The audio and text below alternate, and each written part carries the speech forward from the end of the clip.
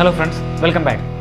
അപ്പോൾ ഈ വീഡിയോയിൽ നമ്മൾ ചെയ്യാൻ പോകുന്നത് എന്താണെന്ന് വെച്ച് കഴിഞ്ഞാൽ നമ്മൾ ഒരു കോട്ട്, അതായത് സാധാരണ ഒരു കോട്ട്, ഇപ്പോൾ ആരെങ്കിലും പറഞ്ഞിരിക്കുന്ന ഒരു കോട്ടോ അങ്ങനെയുള്ള കാര്യങ്ങളൊക്കെ എങ്ങനെ നമ്മുടെ വെബ് പേജിൽ ഡിസ്പ്ലേ ചെയ്യാം എന്നുള്ളൊരു കാര്യം.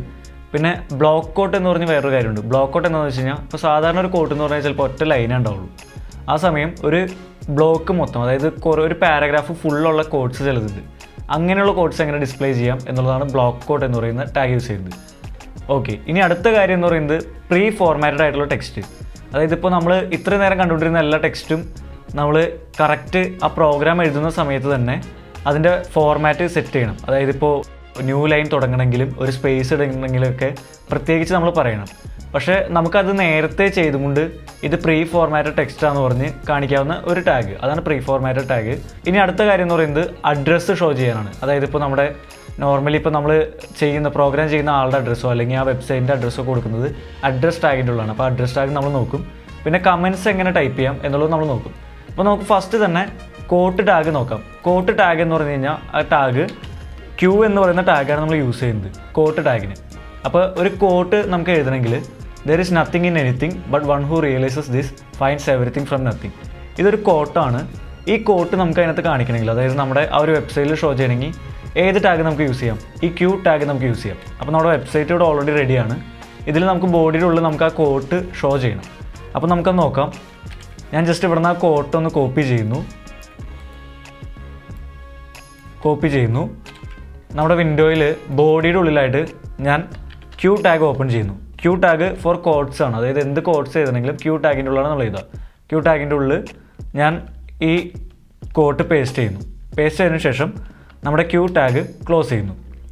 ഞാനത് സേവ് ചെയ്യുന്നു. ഒന്ന് റിഫ്രഷ് ചെയ്ത് കഴിഞ്ഞാൽ നിങ്ങൾക്ക് കാണാം, അതായത് ഡബിൾ കോട്ട്സിൻ്റെ ഉള്ളിൽ നമ്മൾ എഴുതിയിരിക്കുന്ന കോട്ട് ഡിസ്പ്ലേ ആയി. അപ്പോൾ ക്യൂ ടാഗ് യൂസ് ചെയ്ത് കഴിഞ്ഞാൽ ഏതൊരു കോട്ടും നമുക്ക് ഡിസ്പ്ലേ ചെയ്യാവുന്നതാണ്. ഓക്കെ, അപ്പോൾ ക്യൂ ടാഗ് കഴിഞ്ഞു. ഇനി നമുക്ക് ബ്ലോക്ക് കോട്ട് എന്ന് പറയുന്ന ടാഗ്, അതായത് ഒരു ബ്ലോക്ക് മൊത്തം കാണിക്കാൻ, ഒരു കോട്ടിൻ്റെ ബ്ലോക്ക്, അതിന് ബ്ലോക്ക് കോട്ട് എന്ന് പറയുന്ന ടാഗാണ് യൂസ് ചെയ്യുന്നത്. നേരത്തെ പോലെ ഒറ്റ സിംഗിൾ ലൈൻ കോട്ടല്ല ഇത്. ഇതൊരു ബ്ലോക്ക് ഓഫ് കോട്ടാണ്. അതായത് life is journey, either you can live it for someone else or you can live it for your dreams. In both cases always be happy and spread joy to other people. അപ്പോൾ ഇതൊരു block of കോട്ടാണ്. Just ഒരു ഒറ്റ single line മാത്രമല്ല. അപ്പോൾ ഇങ്ങനെയുള്ള coat എഴുതുന്ന സമയത്ത് നമുക്ക് ബ്ലോക്ക് കോട്ട് യൂസ് ചെയ്യാവുന്നതാണ്. അപ്പോൾ ഞാനിതൊന്ന് റൈറ്റ് ക്ലിക്ക് ചെയ്യുന്നു, കോപ്പി ചെയ്യുന്നു. സാധാരണ ഒരു കോട്ടിൻ്റെ ഉള്ളിൽ എഴുതി കഴിഞ്ഞ് കഴിഞ്ഞാൽ ഒറ്റ സിംഗിൾ ലൈനിലാണ് നമുക്ക് പ്രിഫറബിളി കോട്ട് എന്ന് പറയുന്ന ഒരു ടാഗ് യൂസ് ചെയ്യുക. അതുകൊണ്ട് ബ്ലോക്ക് കോട്ട് ഞാൻ ഓപ്പൺ ചെയ്യുന്നു.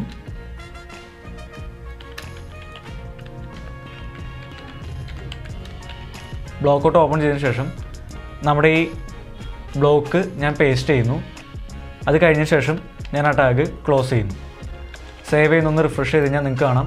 അപ്പോൾ ആ ബ്ലോക്ക് ഓഫ് കോട്ടിന് ഫുള്ള് പ്രയോറിറ്റി കിട്ടാവുന്നില്ല. അതായത് പെട്ടെന്ന് കാണാവുന്ന രീതിയിൽ അത് സെൻട്രലൈസ് ചെയ്തിട്ടുണ്ട്. അപ്പോൾ കറക്റ്റായിട്ട് ആ ഒരു കോട്ടിനെ നമുക്ക് ആ വെബ്സൈറ്റിൽ ഡിസ്പ്ലേ ചെയ്യാൻ പറ്റും. നമുക്കിനി പ്രീ ഫോർമാറ്റഡ് ടെക്സ്റ്റുകളെ കുറിച്ച് നോക്കാം. അപ്പോൾ പ്രീ ഫോർമാറ്റഡ് ടെക്സ്റ്റിന് നമ്മൾ യൂസ് ചെയ്യുന്നത് പ്രീ എന്ന് പറയുന്ന ടാഗാണ്. അതായത് പ്രീ എന്ന് പറയുന്ന ടാഗാണ്.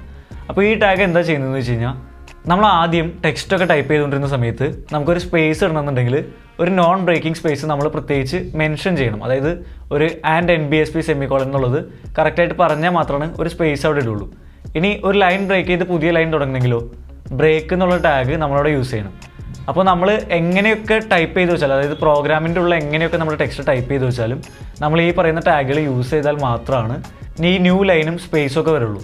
അപ്പോൾ ഈ പ്രീ ഫോർമാറ്റഡ് ടെക്സ്റ്റ്, അതായത് പ്രീ ടാഗ് ചെയ്യുന്നത് എന്താണെന്ന് വെച്ച് കഴിഞ്ഞാൽ, നമ്മൾ പ്രീ ടാഗ് ഓപ്പൺ ചെയ്തതിന് ശേഷം അതിൻ്റെ ഉള്ളിൽ എന്ത് ടൈപ്പ് ചെയ്ത് കഴിഞ്ഞാലും അത് എങ്ങനെയാണോ പ്രോഗ്രാമിൻ്റെ ഉള്ളിൽ ടൈപ്പ് ചെയ്തിരിക്കുന്നത് അതുപോലെ തന്നെ വെബ് പേജിൽ ഡിസ്പ്ലേ ആവും. അതായത് ഇപ്പോൾ നമ്മൾ ന്യൂ ലൈൻസ് ആഡ് ചെയ്തിട്ടുണ്ടെങ്കിലും സ്പേസുകൾ ആഡ് ചെയ്തിട്ടുണ്ടെങ്കിലും എല്ലാവരും അതിൻ്റെ പോലെ തന്നെ, അതായത് ആ പ്രോഗ്രാമിൽ എങ്ങനെ ടൈപ്പ് ചെയ്തിരിക്കുന്നു അതുപോലെ തന്നെ നമ്മുടെ വെബ്സൈറ്റിൻ്റെ ഉള്ളിൽ ഡിസ്പ്ലേ ആവും.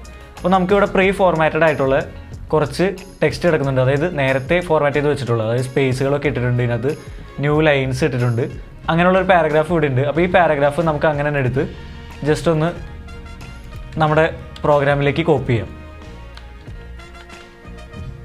ഓക്കെ, നമ്മുടെ പ്രോഗ്രാമിൻ്റെ ഉള്ളിൽ നമ്മളൊരു പാരഗ്രാഫിൽ അത് കോപ്പി ചെയ്യുന്നു, പേസ്റ്റ് ചെയ്യുന്നു, പാരഗ്രാഫ് ടാഗ് നമ്മൾ ക്ലോസ് ചെയ്യുന്നു. ജസ്റ്റ് സേവ് ചെയ്ത് റിഫ്രഷ് ചെയ്ത് കഴിഞ്ഞാൽ നിങ്ങൾക്ക് കാണാം ഇതിപ്പോൾ എല്ലാം ഒറ്റ ലൈനിലാണ് വന്നിരിക്കുന്നത്. എന്തുകൊണ്ടാണ്? നമ്മൾ പ്രീ ഫോർമാറ്റഡ് ടെക്സ്റ്റ് എന്നുള്ള ടാഗ് കൊടുത്തിട്ടില്ല. എല്ലാവരും സിംഗിൾ ലൈൻ വന്നു, കാരണം ഇതിന് ഉള്ള സ്പേസുകളും കാര്യങ്ങളൊന്നും ഇവിടെ കാണിച്ചിട്ടില്ല. ഇനി നമുക്ക് ജസ്റ്റ് ഇവിടെ പ്രീ ടാഗ് ഒന്ന് ഇൻട്രൊഡ്യൂസ് ചെയ്യാം. അതായത് പ്രീ ഫോർമാറ്റഡ് ടെക്സ്റ്റിനുള്ള പ്രീ ടാഗ് ഒന്ന് ഇൻട്രൊഡ്യൂസ് ചെയ്യാം. പ്രീ ടാഗ് ക്ലോസ് ചെയ്യുന്നു.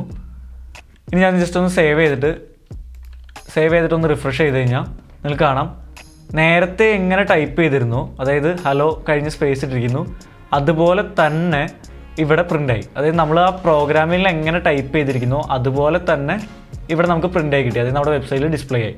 അപ്പോൾ അതിന് വേണ്ടിയിട്ടാണ് നമ്മുടെ പ്രീ ഫോർമാറ്റഡ് ടെക്സ്റ്റ് അഥവാ പ്രീ ടാഗ് യൂസ് ചെയ്യുന്നത്. ഇനി നമുക്ക് നോക്കാനുള്ളത് അഡ്രസ് ടാഗാണ്. അപ്പോൾ Safeonnet പ്രൊഡക്ഷൻസിൻ്റെ അഡ്രസ്സ് നമ്മളിവിടെ കൊടുത്തിട്ടുണ്ട്. അപ്പോൾ ഈ അഡ്രസ്സൊക്കെ ഒരു വെബ്സൈറ്റിൽ ഡിസ്പ്ലേ ചെയ്യണമെങ്കിൽ എങ്ങനെ ചെയ്യാമെന്നുള്ളതാണ് നമ്മൾ നോക്കുന്നത്. അപ്പോൾ അഡ്രസ്സ് ഡിസ്പ്ലേ ചെയ്യാൻ വേണ്ടിയിട്ട് സ്പെഷ്യലായി അഡ്രസ് ടാഗ് എന്ന് പറഞ്ഞ് ഒരു ടാഗ് ഉണ്ട്.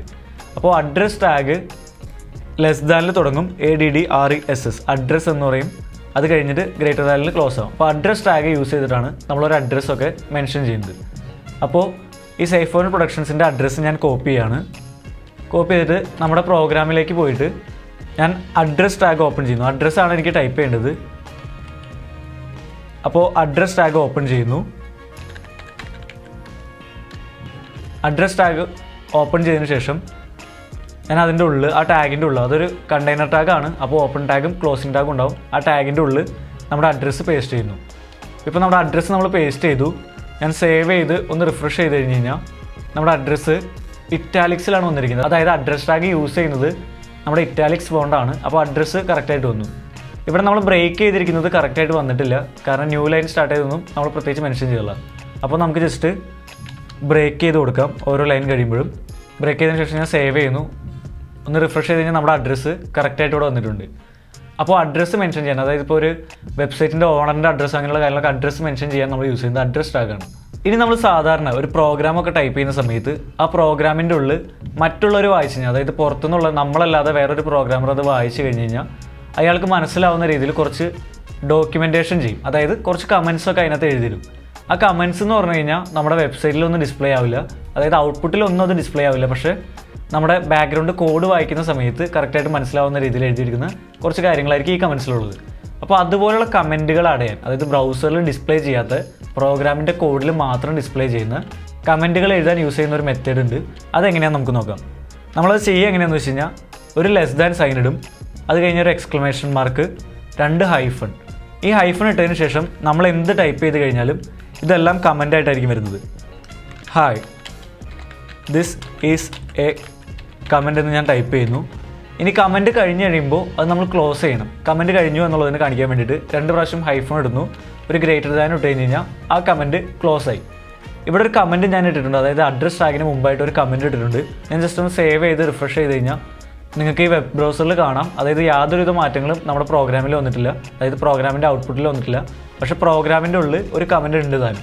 അപ്പോൾ ഇതേപോലെയുള്ള കമൻറ്റ്സ് എന്തിനാണ് ടൈപ്പ് ചെയ്യുന്നതെന്ന് വെച്ച് കഴിഞ്ഞാൽ, നമ്മളിപ്പോൾ മറ്റൊരു പ്രോഗ്രാമർ നമ്മുടെ പ്രോഗ്രാം എടുത്ത് നോക്കുകയാണ്. അപ്പോൾ അവർക്ക് എന്തെങ്കിലും മാറ്റങ്ങൾ വരുത്തണമെങ്കിൽ, അതായത് ചെറിയ ചേഞ്ചസ് ഒക്കെ വരുത്തണമെങ്കിൽ ഇതേപോലെയുള്ള കമൻറ്റ് ഉണ്ടെങ്കിൽ അവർക്ക് ഓരോ റീജിയനും പെട്ടെന്ന് എന്താണെന്ന് മനസ്സിലാവുകയും ചെയ്യും. അപ്പോൾ അവർക്ക് അത് ക്ലിയർ ആയിട്ട് മാറ്റാൻ സാധിക്കും. അപ്പോൾ കമൻസും ഇതുപോലെ നമുക്ക് ഓരോ പ്രോഗ്രാമിൽ എഴുതാവുന്നതാണ്.